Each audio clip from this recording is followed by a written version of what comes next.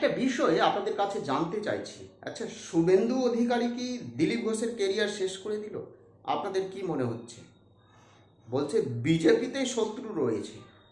আচ্ছা, বিজেপির শত্রুকে, বিজেপিতে কোন শত্রু রয়েছে যে দিলীপ ঘোষকে ক্ষতি করবে?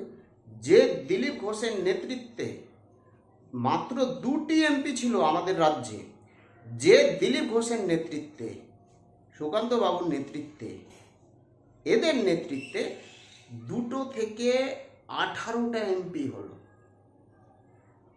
যে দিলীপ বাবু আমাদের রাজ্যে পদ্ম ফুটিয়েছে, বিজেপির একেবারে পুরাতন কার্যকর্তা, হেভিওয়েট কার্যকর্তা দিলীপ ঘোষ, সেই দিলীপ ঘোষের শত্রু কে হতে পারে? বলছে বিজেপির মধ্যেই রয়েছে দিলীপ ঘোষের শত্রু। কে হতে পারে? শুভেন্দু অধিকারী? তাহলে কি দিলীপ ঘোষকে একেবারে নষ্ট করে দিল এই শুভেন্দু অধিকারী? আপনাদের কি মনে হচ্ছে? অনেকে কমেন্ট করে জানাচ্ছে, আপনাদের কি মনে হচ্ছে? সত্যি বিবাহ করার পর দিলীপ ঘোষের পরপর ধাক্কা, অনেক বড় ধাক্কা। তাদের সন্তান, যাই হোক, একটা অস্বাভাবিক ঘটনা। তারপরে দীঘাতে যে জগন্নাথ মন্দির উদ্বোধন, সেখানে ওই মুখ্যমন্ত্রীর সঙ্গে সাক্ষাৎ করা। বিজেপির কোনো নেতা নেত্রী বা ভোটার দিলীপ ঘোষকে আর পছন্দ করছে না।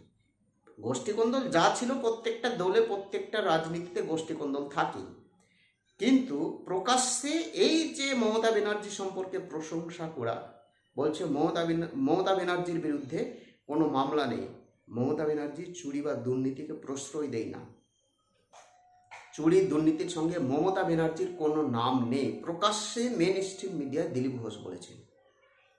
এবং এদিকে শুভেন্দু অধিকারী এবং অন্যান্য সিপিআইএম, কংগ্রেস না, সিপিআইএম আইএসএ মমতা ব্যানার্জির বিরুদ্ধে কুৎসা প্রশ্ন বা বলেই যাচ্ছে। তো যাই হোক, দিলীপ ঘোষকে কে ক্ষতি করেছে? একটা ঘনিষ্ঠ মুহূর্তের ভিডিও আমরা সোশ্যাল মিডিয়ায় দেখেছি।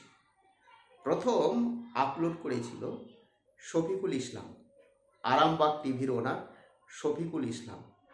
তাহলে দিলীপ ঘোষের কেরিয়ার কি এই আরামবাগ টিভির জন্যই একেবারে নষ্ট হয়ে গেল?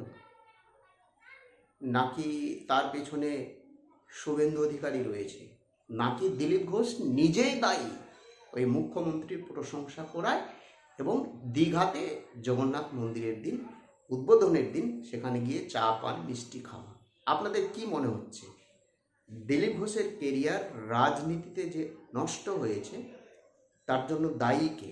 দিলীপ ঘোষ নিজে, দ্বিতীয় হচ্ছে মুখ্যমন্ত্রীর প্রশংসা করা, তৃতীয় হচ্ছে শুভেন্দু অধিকারী, এবং চতুর্থ হচ্ছে আরামবাগ টিভিতে যে ভিডিওটি আপলোড করা হয়েছিল, পোস্ট করা হয়েছিল, ঘনিষ্ঠ মুহূর্তের ভিডিও, ওই ফুচুং ফাচুং বালা, ঠিক আছে, একটা মেয়েকে এই করছে, যাই হোক, পিপালেক্স, আমি সেই বিষয়ে বলবো না। সেই ভিডিওটি আপলোড করার জন্য আমার চ্যানেলে একটা স্ট্রাইক চলে এসেছে। জানেন কি? ঘনিষ্ঠ মুহূর্তের ভিডিও আপলোড করেছি, চ্যানেলে একটা স্ট্রাইক চলে এসেছে, অনেক নানা মামলা হয়েছে। তো ঘুচুং গাচুং করার জন্য কে দায়ী? কে দায়ী? যে করেছে সে দায়ী, নাকি শফিকুল ইসলাম দায়ী, আরামবাগ টিভির ওনার দায়ী? আরে ভাই, সে ভিডিওটি পেয়েছে, মানুষ জানুক যে অফিসে কি হচ্ছে। যাই হোক, কিছু বলবো না এর থেকে বেশি। প্রত্যেকে ভালো থাকবেন, সুস্থ থাকবেন। নতুন হয়ে থাকলে চ্যানেলটিকে সাবস্ক্রাইব করে দেবেন। জয় হিন্দ।